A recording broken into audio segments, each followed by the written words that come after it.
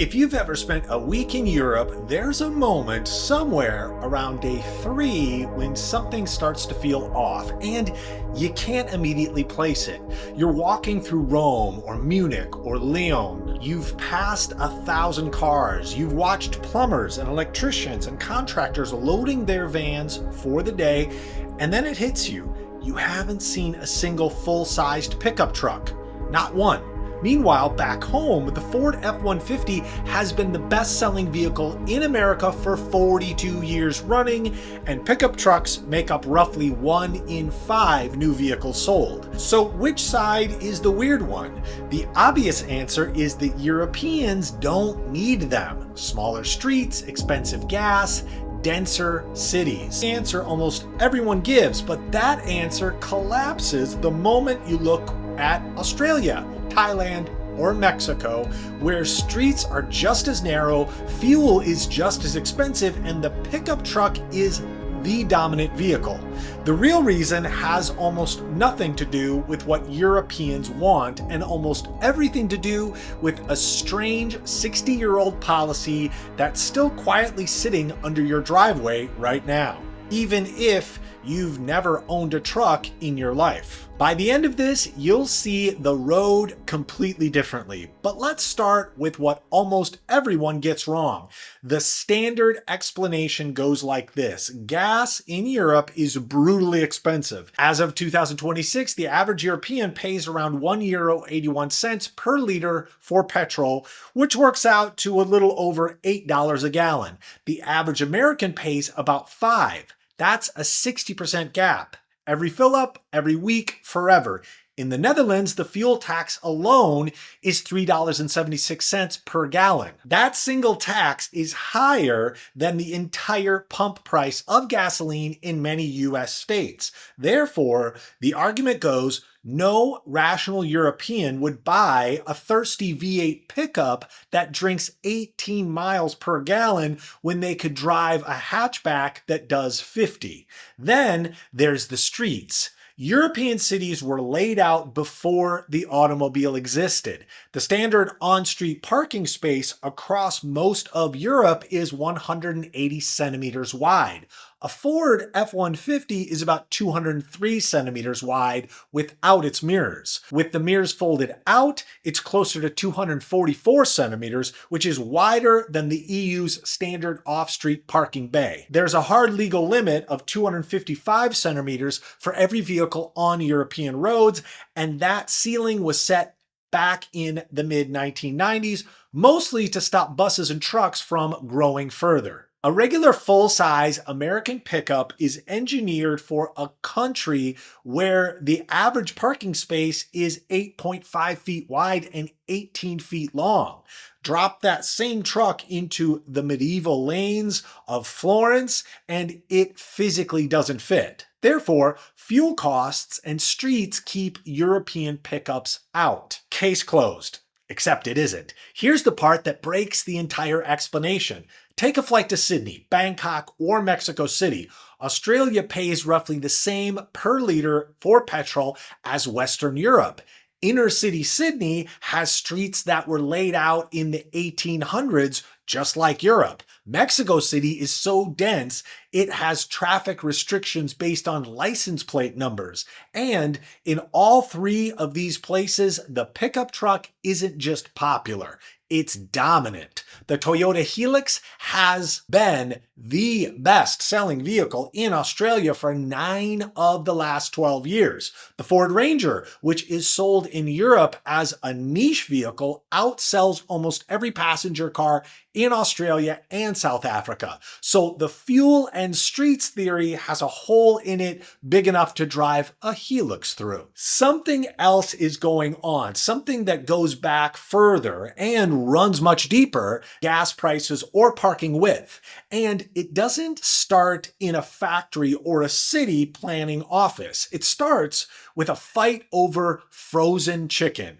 This is the part that always sounds like a joke until you trace what it did. In the late 1950s, American poultry farmers had figured out industrial scale chicken production. Cheap, fast, plentiful. American chickens started flooding into Europe at prices local farmers couldn't match. By 1962, the US was losing nearly a quarter of its chicken sales to the new European tariffs that France and West Germany had imposed to protect their farmers. The dispute escalated so badly that a US senator from Arkansas, J. William Fulbright, paused a NATO debate about nuclear weapons to argue about chickens. That's not a joke either. That's the actual historical record.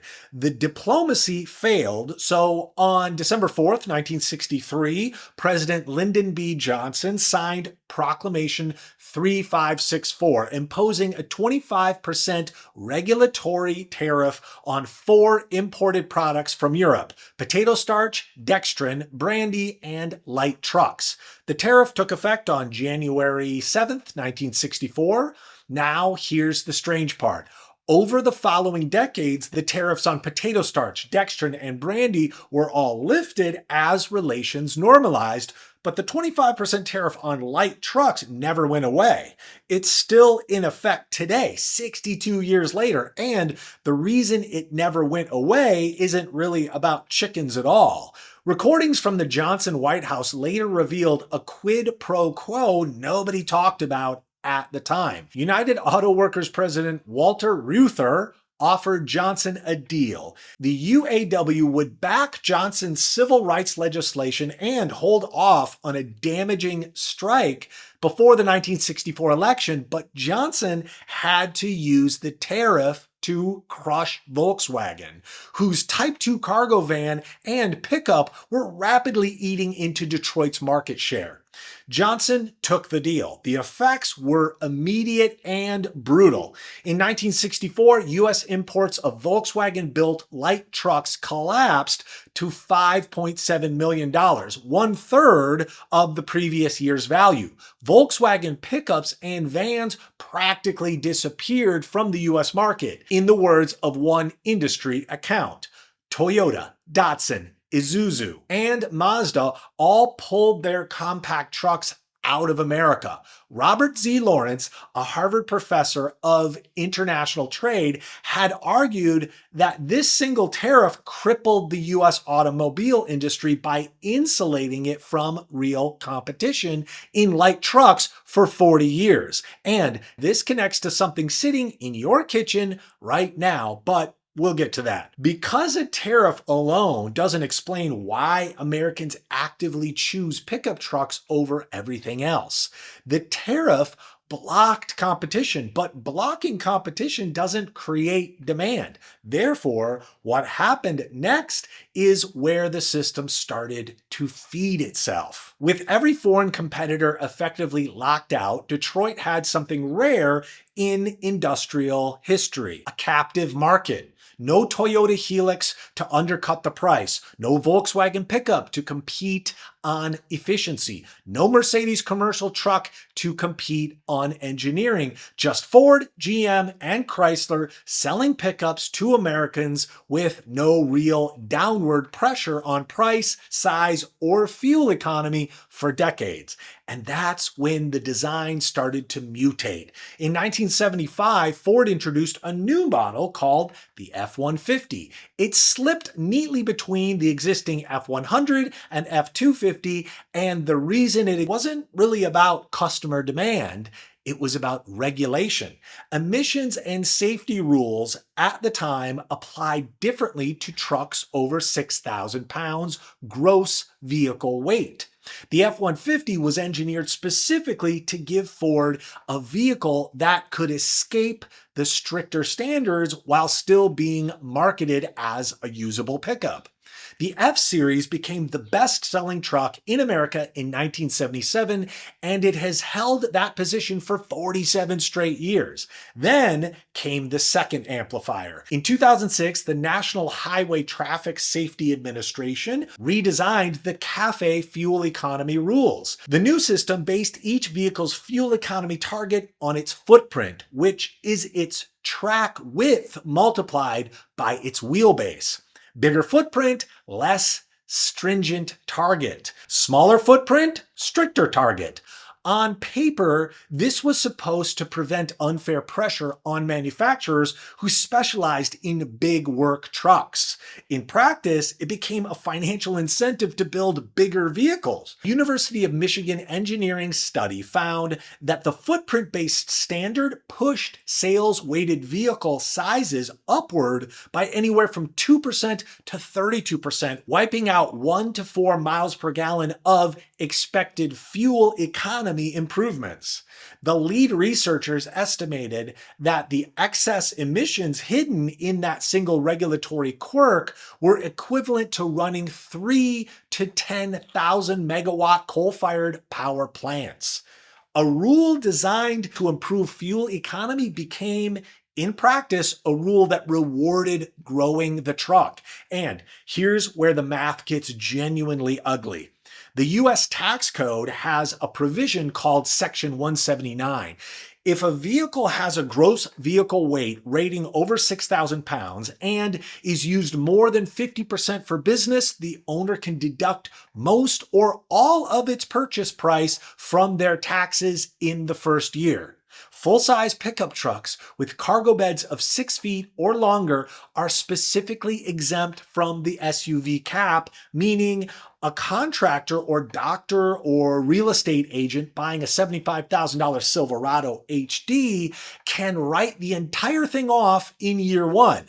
There is no equivalent in any European tax code. None. A French electrician buying a pickup gets no tax break for buying bigger. An American electrician buying a pickup gets a 5-figure discount from the IRS for buying heavier. And every one of those decisions reshaped something you saw on your way to work this morning. So here's where you actually land. The pickup truck you saw at the Costco parking lot, the one you might have judged for being unnecessarily huge, isn't really a vehicle. It's a fossil. It's a 60-year-old policy decision still walking around.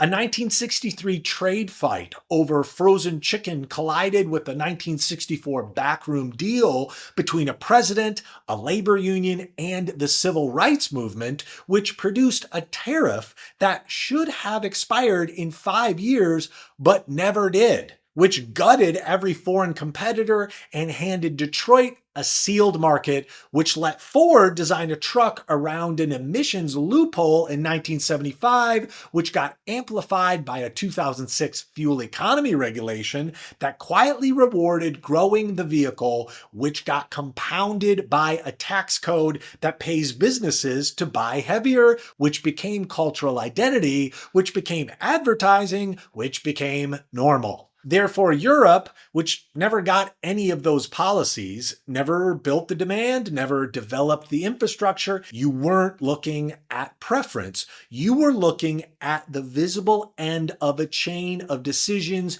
you didn't make and probably never heard about, ending in a 6,000-pound machine parked at a strip mall in Ohio. And if you think one obscure tariff reshaping an entire country is strange, wait until we get into why almost every parking space in your city is the exact wrong size, and the forgotten 1950s study that fossilized it everywhere.